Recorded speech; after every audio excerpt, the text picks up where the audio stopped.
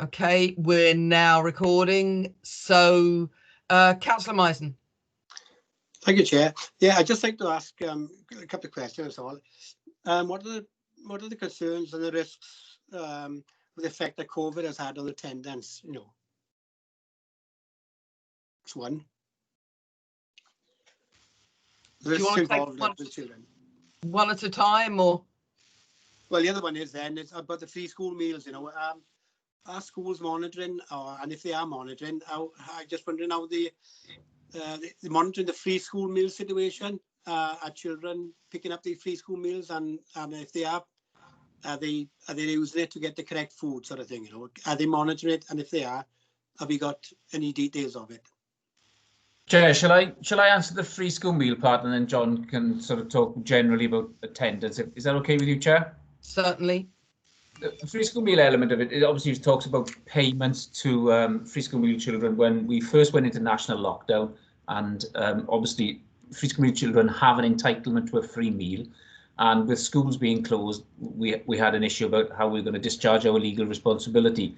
We started off by providing what was known as grab and go bags, and whilst that was I think quite an effective and appropriate response in the immediate sort of post-lockdown, we were never going to be able to do that. We never delivered more than 1,000 grab and go bags, and when you think that there's 5,700, I think, no, 5,500 or 5,700 free school meal children now, you know, the vast majority of free school meal children were not being provided for. So that's why we moved to making a direct payment to the families of the free school meal children.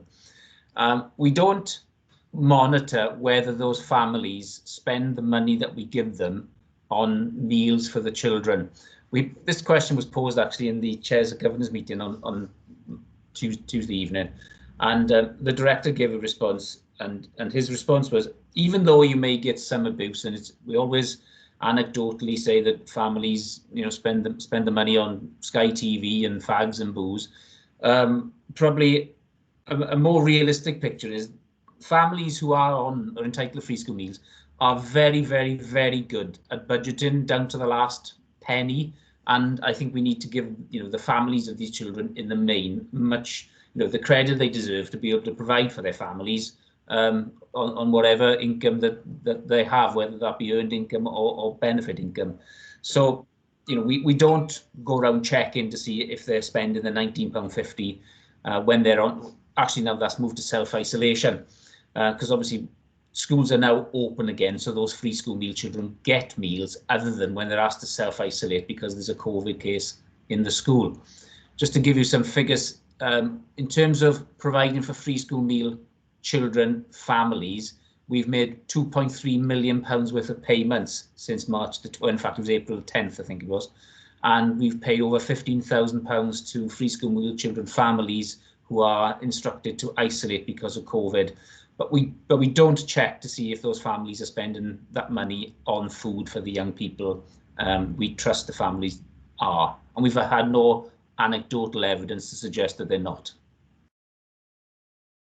John? Thanks very much, Councillor Misen. In relation to your question on attendance and specifically COVID-related matters, of course, you will be aware from many meetings that we've attended in similar circumstances. I praise my education welfare officers. They've been mobilised fantastically since the beginning of the lockdown. They were out and about, they were knocking doors, and the phrase that Liz used earlier, garden visits. They've done many of them, and the latest count of communications that the Education Welfare Service has had since the beginning of lockdown is touching 2,000 separate communications. Now, that's not necessarily visits, don't get me wrong. That's a combination of telephone calls, email communications, many hundreds of garden visits to touch with all children that are having attendance issues or not having contact with schools. So we strive, we keep going to engage attendance for Neath but Talbot compared to the rest of Wales, although there is no aggregated data available. Welsh Government are not putting together attendance from the beginning of term until now as a set of data. They've decided to release weekly data, which goes up and down significantly, depends on what's happening regarding COVID outbreaks, what's happening with clusters, what's happening with self-isolation.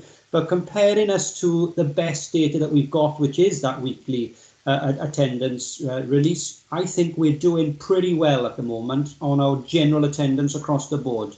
You know, there's always room for improvement, don't get me wrong, but I think we're working really, really well with our families, with our pupils, and we've got a good attendance rate.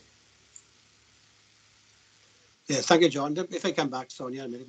Yeah, Leah, I know you're doing fantastic work, and I just want to applaud all of you, the whole department, for all the hard work you're doing. And I know, as you say, there's a little bit room for improvement, but I have seen the figures, and our figures are very favourable with everybody else. So thanks for everybody for all the work you're doing. Thank you very much. I'm not seeing any other indications now.